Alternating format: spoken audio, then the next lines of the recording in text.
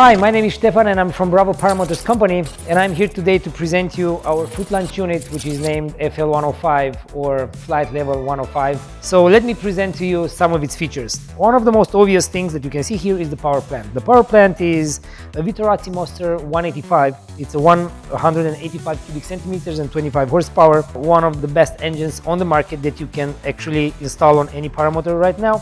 Down below, it is fueled from a 12-liter fuel tank. We use for the strap of the fuel tank, we use only metal buckles, so we are sure that this fuel tank will not go into your prop anytime soon. Here in the front, we have installed Gooseneck power seat comfort harness, which is, by our opinion, one of the most comfortable harnesses on the market right now, and this unit was fitted with this harness on a customer's request. Also, we can fit it with our own harness, a Bravo paramotor harness. Basically, a lot of pilots are choosing this very particular harness because this is one of the most well-known harnesses on the market. It's already proven, and the concept was already tested by many pilots around the world. And now what is defining the Bravo paramotor FL105 is actually the frame. And let me tell you about the frame because I'm very proud of it. So the cage is made out of 4 removable pieces and a special hand braided net out of Dyneema 26mm cord, which is very strong. And we chose this very thin cord for aerodynamic purposes because it's a lot of string in this paramotor. So a lot of string, a lot of drag. So the thinner the string, less the drag we have. This net is kept in place and tensioned by a very strong cord and a pulley with a ratchet, which comes in very handy because you can undo it very fast and you can tension it again very fast and with relevant force, so everything is tight and safe. If you look at the paramotor, as you can see, we have one main double spar on the top, right, and 2 spars on the sides. Everything is kept in place by push pins, which again are custom made, designed and actually made by hand in our house. And let me show you how this thing works. So every single cage piece goes like this. We have stainless steel connectors, which are really strong and reliable. You have a push pin, put it there and done. All the spars, the top one and the sides, are fitted with stainless steel pins as well, which are really strong and with very tight tolerances. And one of the most important things what I want to mention about the cage is that we have literally not a single weld on the aluminum cage, which makes the cage pretty strong for what it is. So let me show you. I will apply a lot of force. This is the main force on the paramotor when you take off, and now I'm like pushing as hard as I can, and basically just for 2 side spars, it's a really strong unit. Now these spars, we can see here our gooseneck arms, which are our own design by our own measurements. These are made out of 7075 aviation grade aluminum, CNC machined. They are not painted, they are just anodized, you know, this is just for reliability. And again, one of the main features of any paramotor is torque compensation. Let me show you what we chose for our torque compensation, as basically is one of the safest, simplest and most reliable ways of compensating torque, and that is by offsetting the carbiners compared to the arms. And as you can see here, I do believe that this is one of the most sleekest designs that I've ever seen. We just have here a spacer, and this is a Dyneema cord. This is a Dyneema strap, which is rated for 2 tons.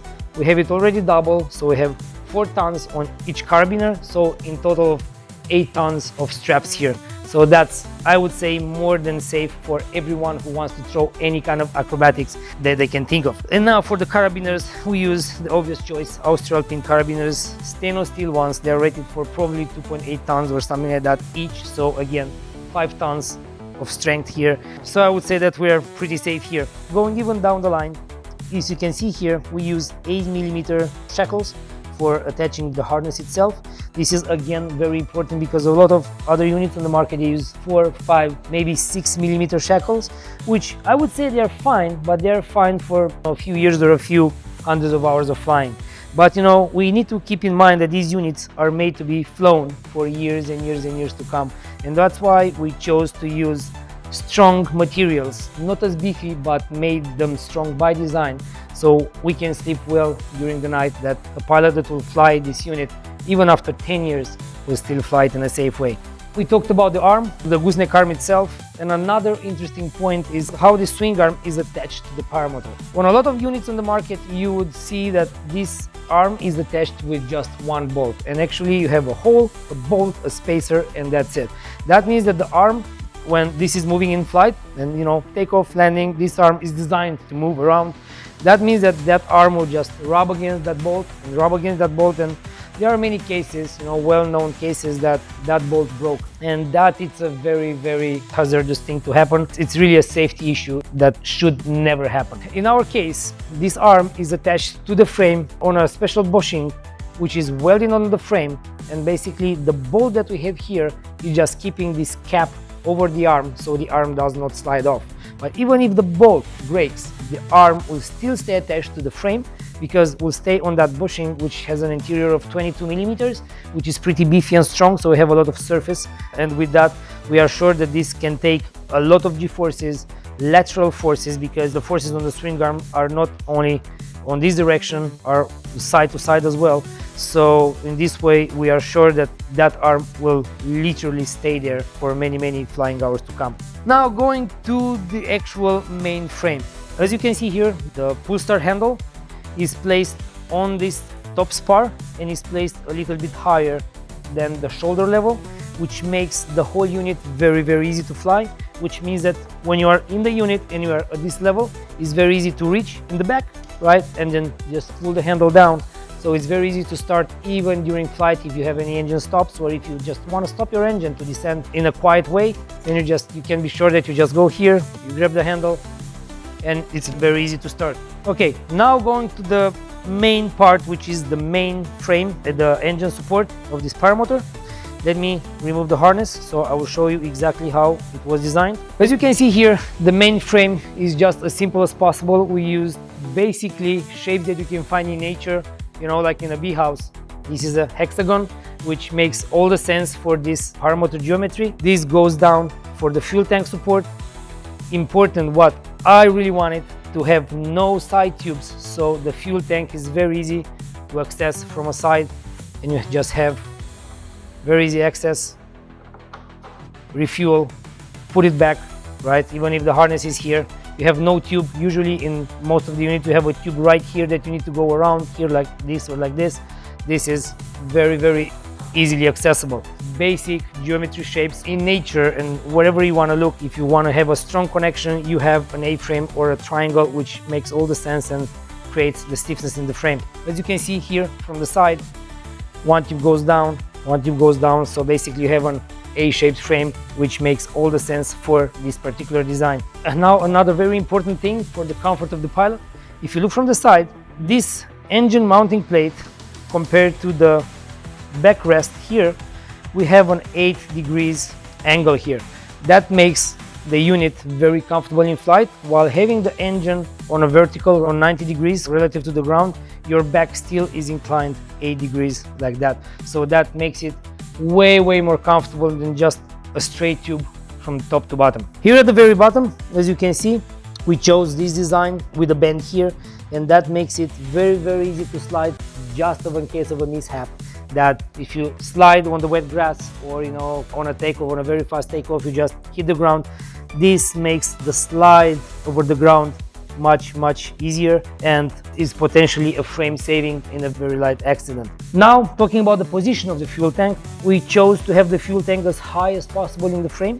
So if you look here, there is just enough space in between the exhaust and the fuel tank, so the fuel tank is not heat affected, but at the same time the fuel tank is high enough so it does not go further down below the harness, which from an aerodynamic point of view makes a lot of sense because it does not stick under the seat and does not create more turbulence for the propeller. Looking under the tank, you can see here 2 reinforcement tubes, and while these tubes are keeping the whole base of the frame, they have another very important role. That is that when you run or when you fall, your foot will go under you. This, and especially this tube, will prevent a propeller strike on your foot, and that from a safety point of view is very important to have. Here at the base, at the stand of the paramotor, we chose to have another reinforcement so we can even further increase crash resistance. And another important thing that we chose for the easy servicing of the engine is that this bottom section of the cage now, as you can see, is moving and is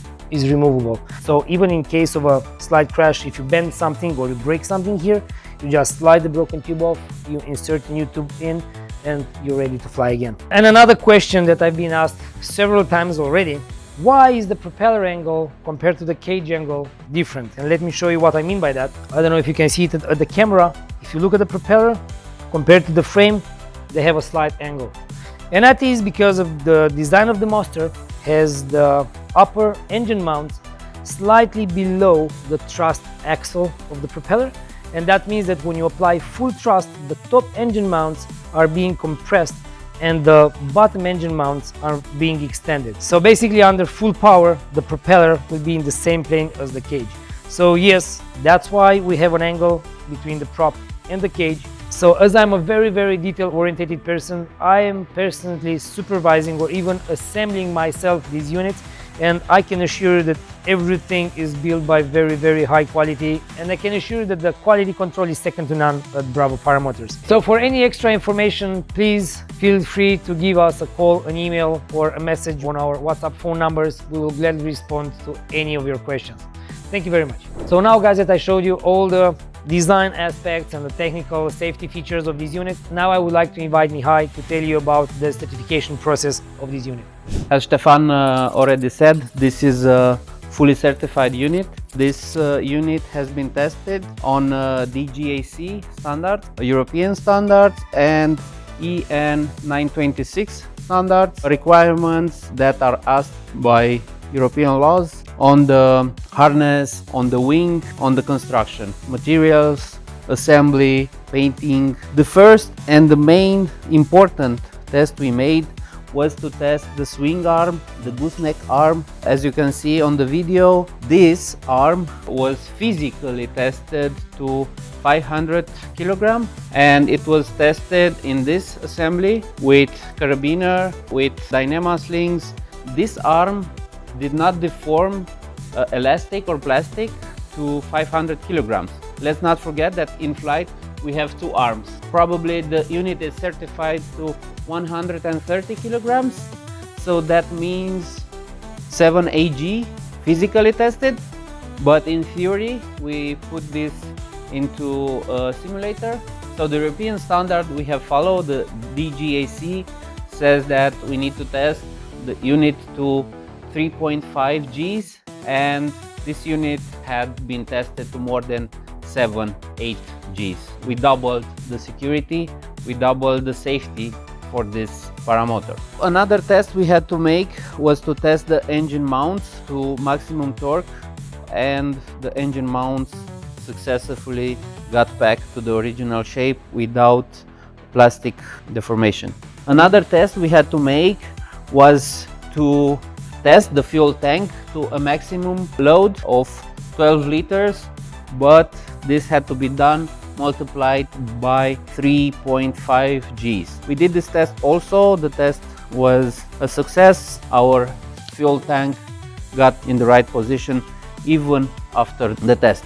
For sure, as you can read in the maintenance manual, the cord that holds the fuel tank to the chassis has to be replaced once a year. So this unit is fully certified by European laws, recognized by our own Ministry of Transportation, and once again proves us the build quality we want to achieve.